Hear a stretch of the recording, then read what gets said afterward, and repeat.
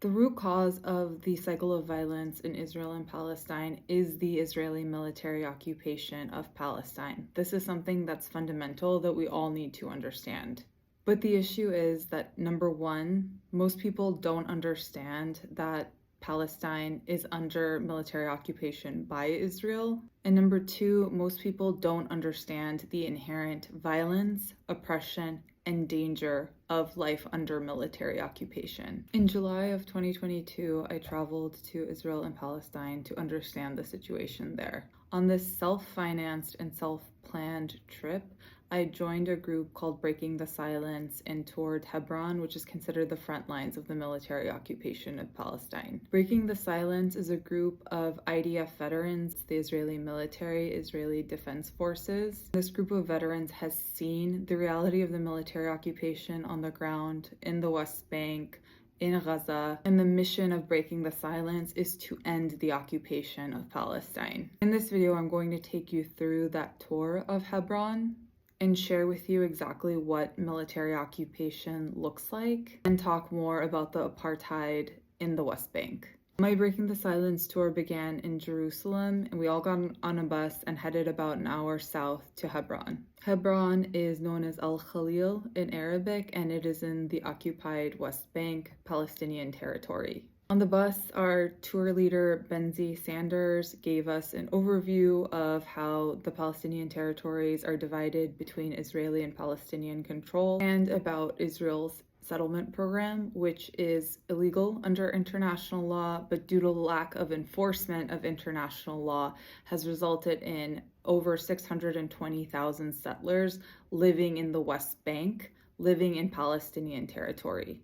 These are Israeli settlers. And to be very clear, the United States government's official stance is that these settlements are illegal. On the bus to Hebron, we learned about the realities of occupation and apartheid in the West Bank, in which Palestinians live in a separate and unequal way to the Israeli settlers. The settler program and the occupation are intertwined in that the Israeli state justifies the presence of soldiers within the Palestinian territories because there are Israeli settlers present there. Again, this is all illegal under international law and illegal from the POV of the United States government. And it creates controls and restrictions which limit the movement of Palestinians living near these illegal settlements. The power rests with the state and military who are in the Palestinian territories to protect these settlers.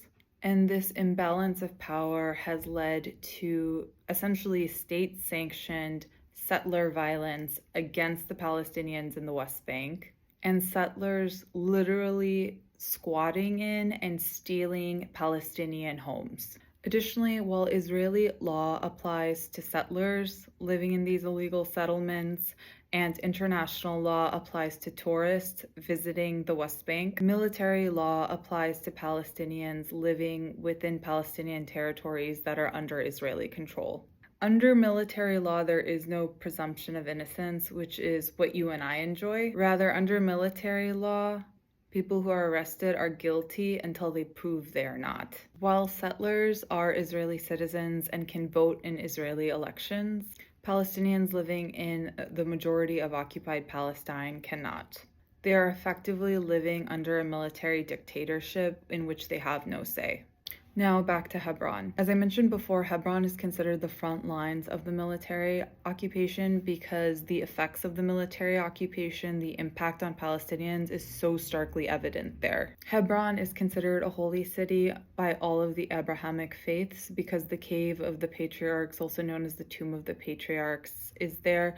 It's where Prophet Abraham and a number of other religious figures are buried. Because of its religious significance, Hebron has become a focus of the settler movement with the goal of turning it into a Jewish city.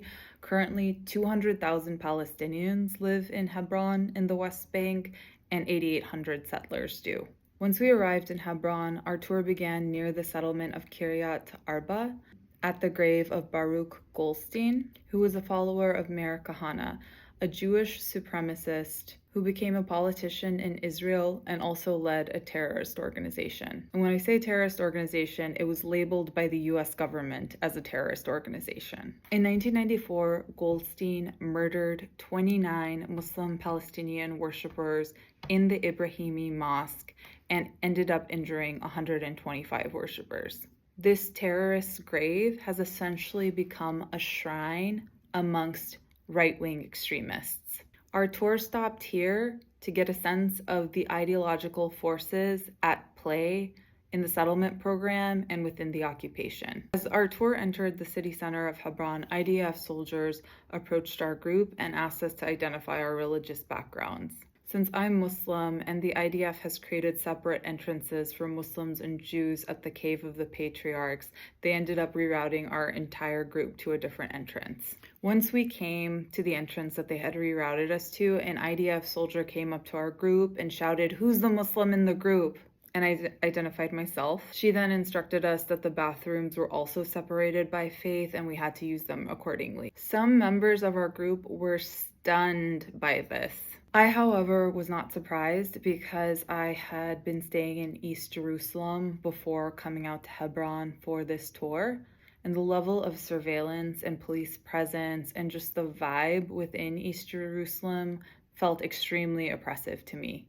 After this, a different set of soldiers held up our tour for 30 minutes to check approvals for our approved in advance tour. The next stop for our tour was Shahada Street. After the Goldstein massacre at the Ibrahimi Mosque, the Israeli military installed a policy of separation amongst the settlers and the Palestinians at the core center of Hebron. So this meant imposing curfews, restricting access to the mosque, and installing checkpoints that worshippers had to move through. Between the Goldstein massacre in 1994 and the Second Intifada in the early 2000s, various methods of separation, control, and sterilization have been applied in the name of keeping settlers safe. Today, the once vibrant Shahada Street has literally become a ghost town because of the sterilization policy enforced upon it, where Palestinians cannot walk on Shahada Street, the main street in Hebron. Even the Palestinians who live right off of Shahada Street that have doors that face out to Shahada Street,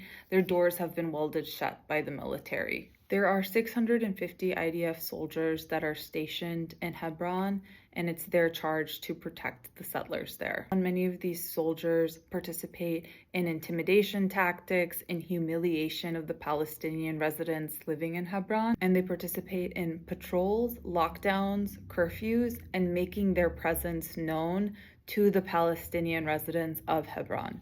Additionally, settler violence takes place on a daily basis, and it takes the form of destruction of property, assault, intimidation. And this brutality continues with impunity because there are no consequences for the settlers. Soldiers are present to protect the illegal settlers, not the Palestinians. Soldiers are literally instructed to shoot to kill Palestinians for criminal acts, but it's more complex for settlers. Soldiers are instructed to fire tear gas and rubber bullets at Palestinian protesters, but regularly share meals with and build relationships with the settlers. These relationships in turn hold the soldiers back from stopping the settlers from intimidating, harassing, stealing from the Palestinian residents. Additionally, the soldiers' survival and their political and professional progression is dependent on making the settlers there happy. Making the settlers happy means upholding the military occupation, and until the military occupation ends, there is no hope for a two-state solution. Given the dynamics that I've described, it's always the Palestinians who pay the price for the settlers' security. But the situation in Hebron is not about security, it's about control and land. Per Breaking the Silence, security professionals actually came in to Hebron and assessed the security situation, and they made a list of recommendations that would not impact Palestinians' way of life and preserve security. They made these recommendations to the IDF, and these recommendations were completely ignored. This clearly demonstrates how the policy of separation is prioritized over security. At the end of our Breaking the Silence tour, we met with a volunteer from the group called Youth Against Settlements to learn more specifically from the Palestinian perspective in Hebron. Mohamed, the volunteer from Youth Against Settlements, told us about daily life in Hebron, about soldier intimidation, settler harassment, and how the separation policy impacts their daily lives. One example that really broke my heart is that ambulances are delayed and some Palestinians die waiting for ambulances to get to them. Because of the policy of separation and security, Palestinians have to use different roads and different routes, and that's prioritized over Palestinian life. Also, there is no airport in the West Bank for Palestinians to use, and Palestinians in the occupied territories cannot travel to Israel, to Tel Aviv. They can't use the Tel Aviv airport. So Palestinians in the West Bank have to travel to Amman, Jordan, and leave Palestine, go to Jordan, and fly out of the Amman airport.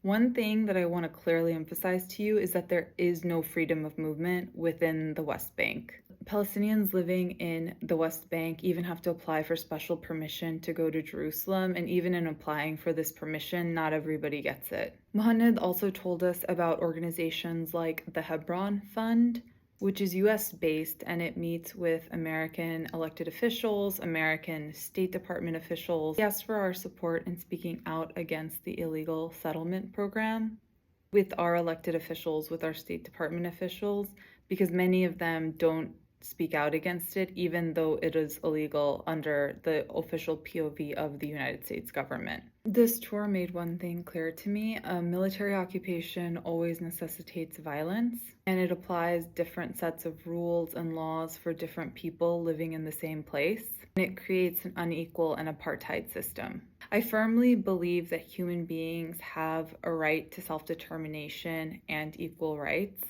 and the Palestinian people are no exception. Military occupation of Palestine has to end. I'll close with a quote from the only Palestinian member of Congress, Rashida Tlaib. When most people on this planet witnesses how the Israeli government treats Palestinians, they know in their heart of hearts that it is wrong. This video is an adaptation of an essay that I wrote following my trip to Palestine and Israel in 2022. Please like and share this video to spread the word. And check out the other essays about my trip, which are linked in my Instagram bio. More videos to come. Please feel free to drop any questions that you have in the comments.